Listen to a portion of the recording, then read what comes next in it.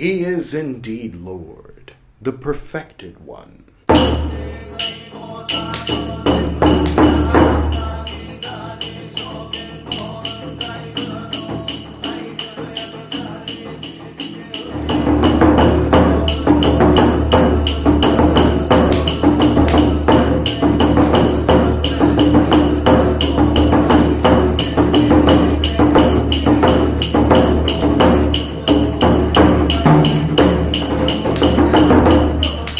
Welcome back.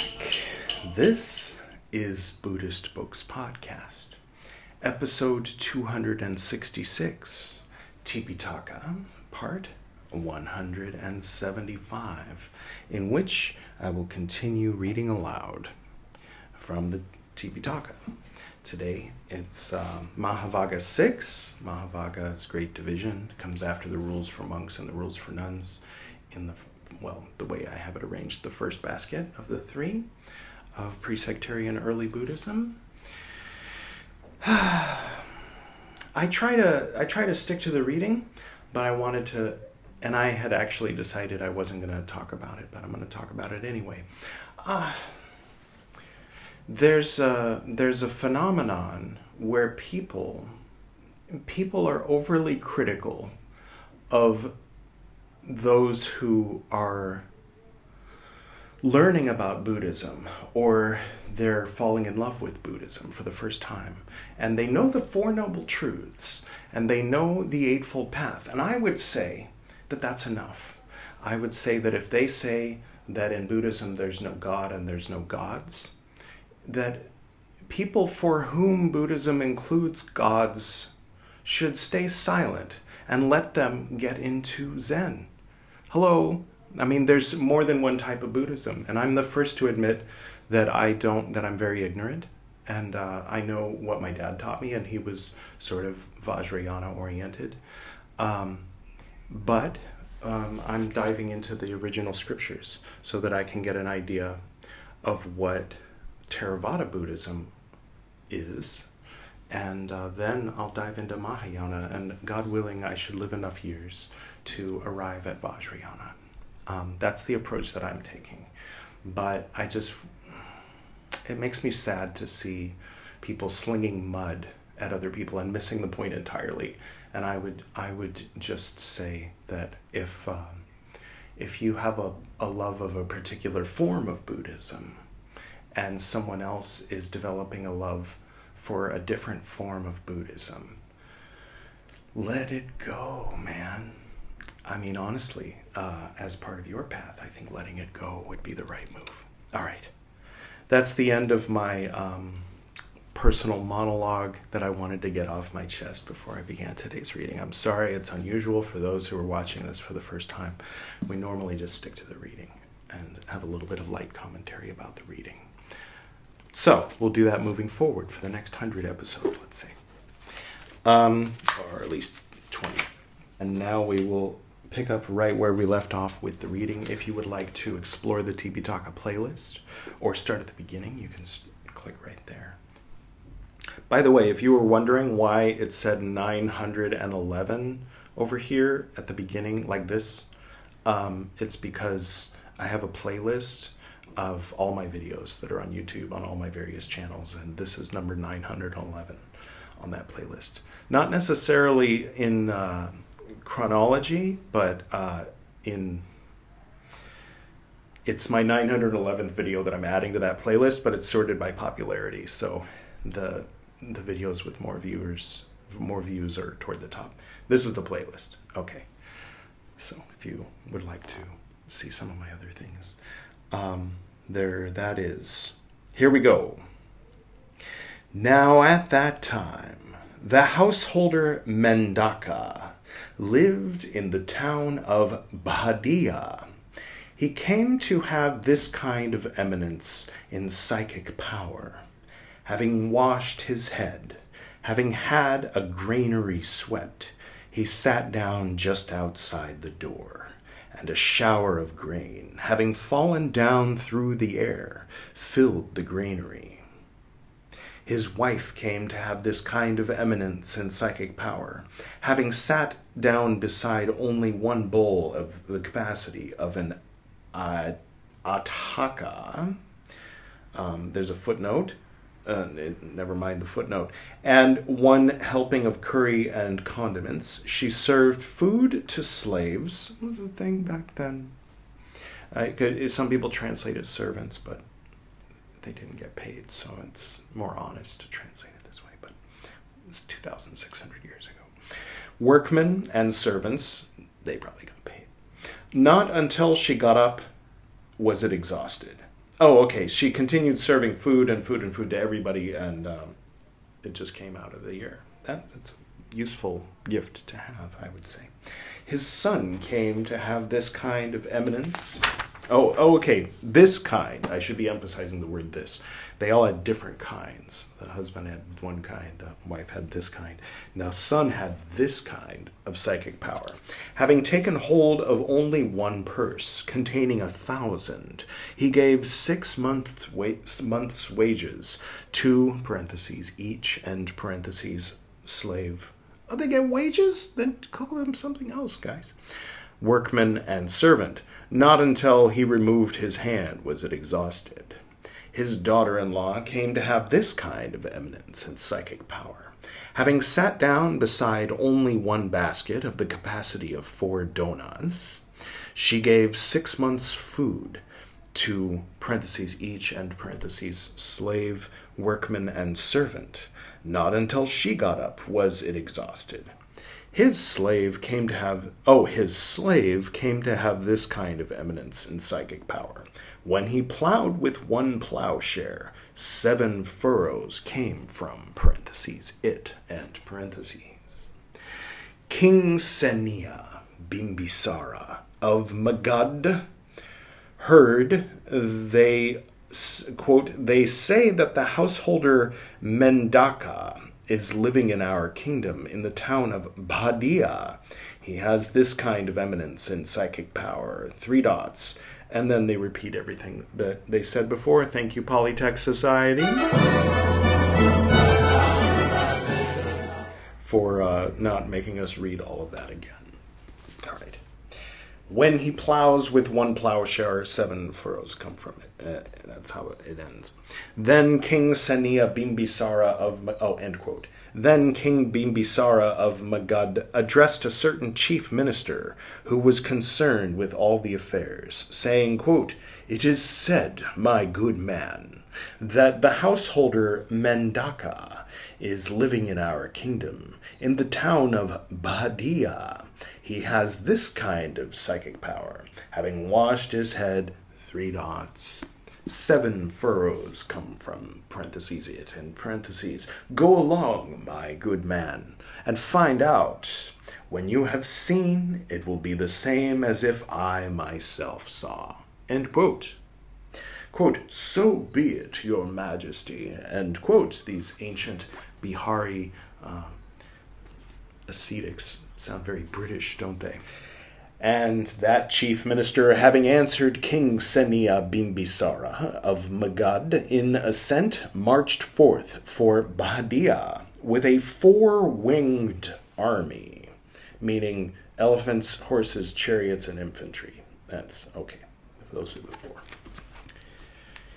In due course, he approached Bhadia, and Mendaka, the householder. Having approached, he spoke thus to Mendaka, the householder, quote, "Now I, householder, have been enjoined by the king, saying, quote, in quotes, it is said, my good man, that the householder Mendaka is living in our kingdom. 4 dots. When you see... What? When you have seen, it will be the same as if I myself saw." End quote, end quote. Oh, right, yeah.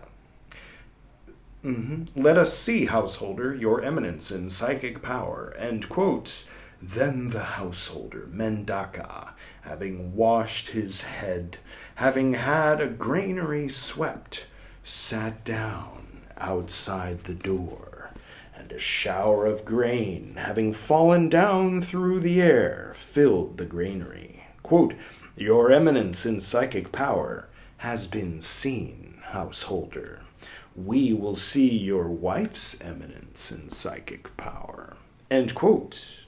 Then the householder Mendaka enjoined his wife, saying, quote, "Well now, serve this four-winged army with food." End quote.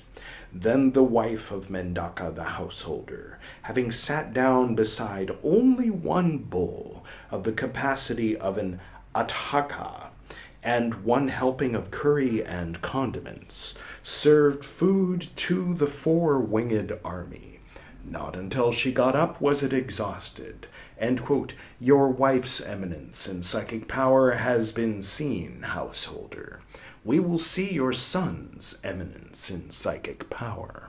End quote.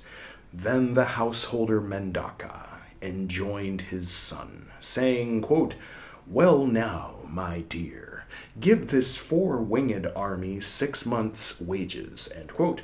Then the son of Mendaka the householder, having taken hold of only one purse containing 1,000, gave the four-winged army 6 months' wages. Not until he removed his hand was it exhausted. Quote, "Your son's eminence in psychic power has been seen, householder. We will see your daughter-in-law's eminence in psychic power." End quote. Then Mendaka the householder enjoined his daughter-in-law, saying, quote, "Well now, give this four-winged army 6 months' food." End quote.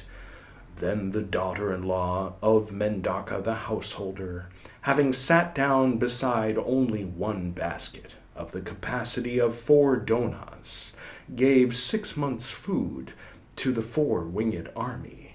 Not until she got up was it exhausted. Quote, "Your daughter-in-law's eminence in psychic power has been seen, householder.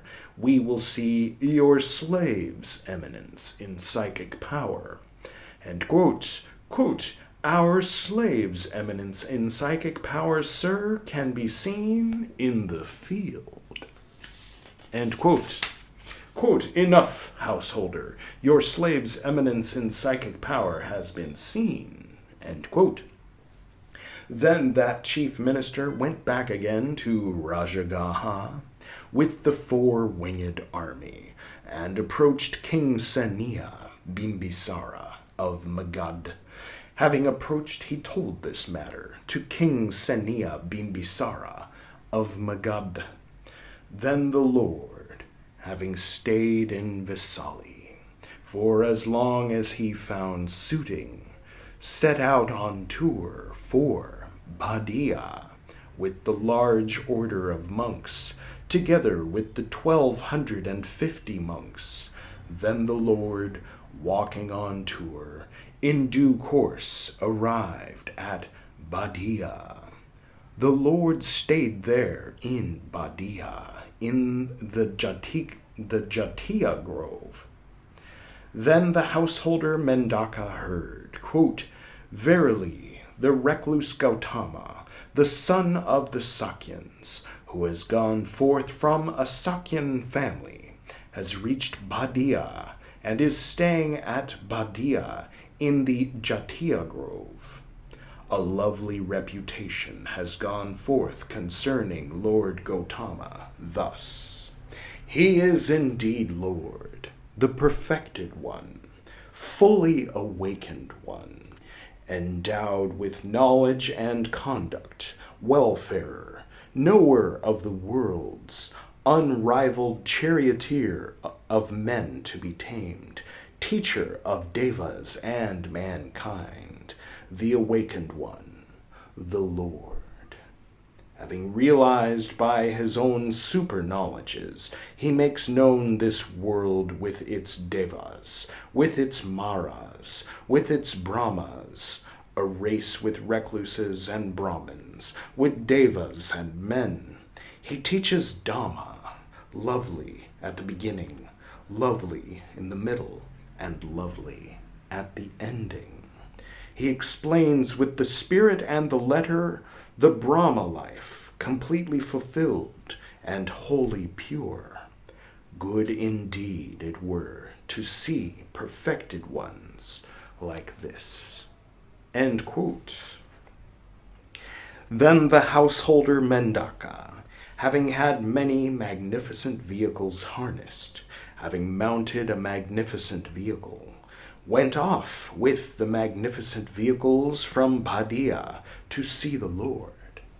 But many members of (other) sects saw the householder Mendaka coming in the distance. And seeing him, they spoke thus to the householder Mendaka, quote, "Where are you going, householder?" End quote. Quote, "I am going, honored sirs, to see the Lord, the recluse Gautama." End quote. Quote, "But how can you, householder, being one who asserts an ought to be done, go along to see the recluse Gautama, who asserts an ought not to be done? For householder, the recluse Gautama asserts an ought not to be done. He teaches a doctrine of an ought not to be done, and in this he trains disciples." End quote. Then it occurred to the householder Mendaka, quote, "Undoubtedly this will be a Lord, a perfected one, a fully awakened one, inasmuch as these are members of (other) sects, are jealous of him." End quote. So them trying to talk smack about Lord Buddha is convincing him that he's the right person to talk to. That's interesting. Sometimes even bad press is good press. All right. And having gone by vehicle as far as the ground was (suitable) for a vehicle, having alighted from the vehicle, he approached the Lord on foot. Having greeted the Lord, he sat down at a respectful distance. As Mendaka, the householder, was sitting down at a respectful distance, the Lord talked a progressive talk to him. That is to say, talk on giving, talk on moral habit, talk on heaven. Then the householder Mendaka, as one who had attained without another's help to full confidence in the teacher's instruction, spoke thus to the Lord, quote, "Excellent Lord, excellent Lord." "May the Lord accept me as a lay follower, going for refuge from this day forth for as long as life lasts. Lord, may the Lord consent to a meal with me on the morrow together with the order of monks." End quote. The Lord consented by becoming silent. Then the householder Mendaka, having understood the Lord's consent, rising from his seat, having greeted the Lord, departed, keeping his right side towards him. Then Mendaka, the householder, towards the end of that night, having had sumptuous food, solid and soft, prepared, had the time announced to the Lord, saying, quote, "It is time, Lord. The meal is ready." End quote. Then the Lord, having dressed in the morning, taking his bowl and robe, approached the dwelling of the householder Mendaka. Having approached, he sat down on the appointed seat, together with the order of monks. Then the wife and son and daughter-in-law and slave of the householder Mendaka approached the Lord. Having approached, having greeted the Lord, they sat down at a respectful distance. The Lord talked a progressive talk to these, that is to say, talk on giving, 4 dots. He's said all this stuff before, many times. Then these, as ones who had 3 dots, people react in the way they react, attained without another's help to full confidence in the teacher's instructions, spoke thus to the Lord, quote, "Excellent Lord, Excellent, Lord. Three dots. We, Lord, are going to the Lord for refuge, and to Dhamma, and to the order of monks. May the Lord accept us as lay followers going forth for refuge from this day forth for as long as life lasts. End quote. Then the householder Mendaka, having with his own hands served and satisfied with sumptuous food, solid and soft, the order of monks with the awakened one at its head, when the Lord had eaten and had withdrawn his hand from his bowl, sat down at a respectful distance. As he was sitting down at a respectful distance, Mendaka, the householder, spoke thus to the Lord, quote, Lord, for as long as the Lord stays at Bhadia, for so long will I, supply, and with perpetual food, the order of monks with the awakened one at its head. End quote. Then the Lord, having gladdened, rejoiced, roused, delighted, the householder Mendaka, with talk on Dhamma, rising from his seat, departed. Then the Lord, having stayed at Bhadia for as long as he found suiting, without asking the householder Mendaka, for permission, set out on tour for Anguttarapa, together with the large order of monks, with the 1,250 monks. Then Mendaka the householder heard, quote, they say that the Lord is setting out on tour for Anguttarapa, together with a large order of monks, with 1,250 monks. End quote. Then Mendaka, the householder, enjoined slaves and workmen, saying, well now. Oh, no, he only says that once. Well now, my good men, having loaded much salt and oil and husked rice and solid food into wagons, come along, and let there come along 1,250 cowherds, bringing 1,250 milch cows? Okay. Wherever we see the Lord, there will we offer him fresh milk. End quote. Then Mendaka the householder met the Lord on a wilderness road. Then Mendaka the householder approached the Lord.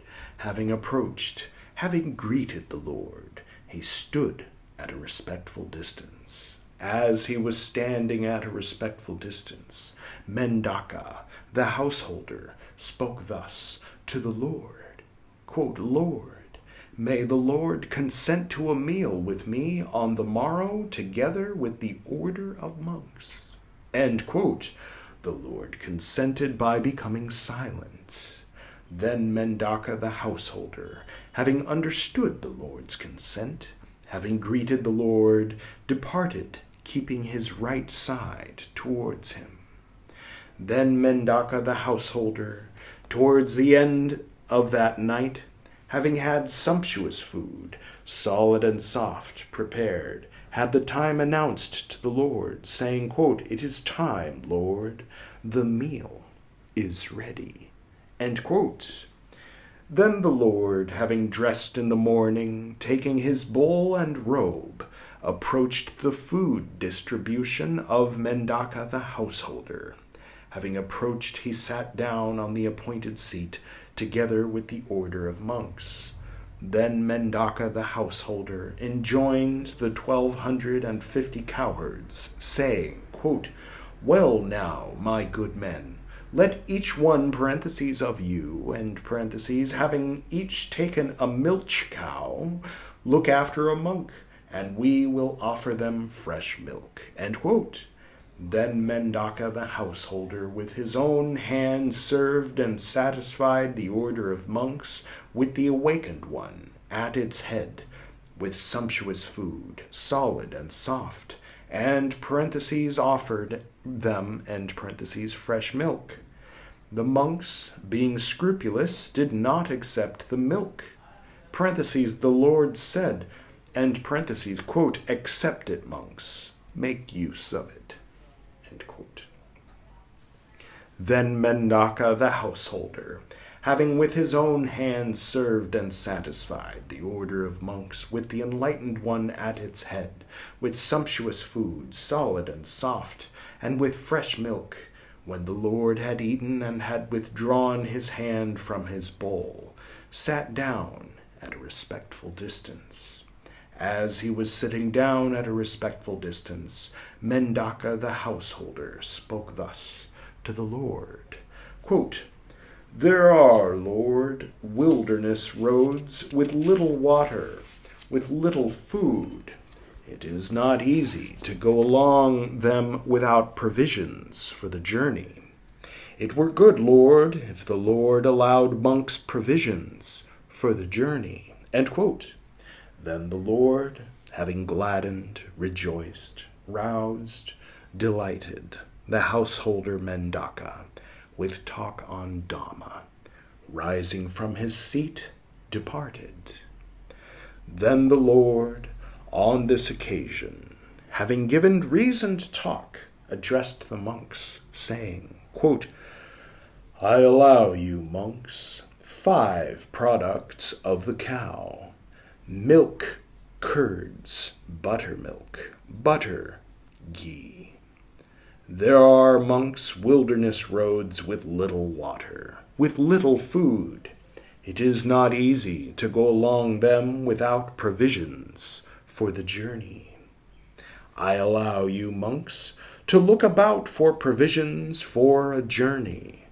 Husked rice for him who has needs of husked rice. Kidney beans for him who has need of kidney beans. Beans for him who has need of beans. Salt for him who has need of salt. Sugar for him who has need of sugar. Oil for him who has need of oil. Ghee for him who has need of ghee. There are, monks, people who have faith and are believing. These deposit gold, parentheses, coins, end parentheses, in the hands of those who make things allowable, saying, quote in quotes, by means of this give the master that which is allowable, end quote within quotes, I allow you, monks, thereupon to consent to that which is allowable. But this, monks, I do not say, that by any method may gold and silver be consented to, may be looked about for. End quotes. Huh. Well, that's interesting that they can accept the gold or silver, right? In the hands of those who make things allowable. They deposit coins. So maybe he's saying that the people who believe, the lay followers, are allowed to keep gold on behalf of the monks in order to purchase things for the monks that are allowable. But the monks aren't to consent to being given gold or silver? Perhaps that's what it meant. Perhaps it's a little unclear, but you get the idea. All right. Well, that was a good read. It was interesting learning about Mendaka and his family and so on. I think, it's interesting. 2 thoughts was whatever rules there might have been about milk at certain times. Lord Buddha was saying, we're his guest, he's giving this to us, accept it. And that's an interesting thing that you'll find here and there. I remember in the old Orthodox, the Orthodox Catholic Church that I was familiar with a couple decades ago, the priest would say that if you're fasting and you're abstaining from certain food, and then you go to someone's house and they're inviting you there and they offer you this food, eat it. Like Jesus will forgive you. Rather than, sort of, I guess, virtue signaling would be the modern way of saying, being like, oh no, I'm very holy right now. I'm doing a religious practice. Like rather than going down the road of spiritual pride and bragging about your asceticism, just accept the meat and then go on with your life. So that's interesting. I think there's an argument to be made, though, that cows were treated very differently 2,600 years ago, and that perhaps in the spirit of ahimsa, if Lord Buddha saw the dairy industry of today, he might be advising his monks to avoid. Who knows? Who knows? It's all speculation, but I think there's room for people to have that opinion. Okay, thank you for joining me for this episode of Buddhist Books Podcast, and I hope you have a wonderful week, a wonderful month, a wonderful year, and I hope to see you again sometime. And so, go ahead and hit subscribe if it's your first time, and then I'll definitely see you again. All right, I'll go ahead and do the usual closing. To the north and to the south, to the east and to the west, to the spirits of light among us and to the spirits below, we send out our reverent love and compassion. May all beings be happy. May all beings be serene. May all beings be in peace.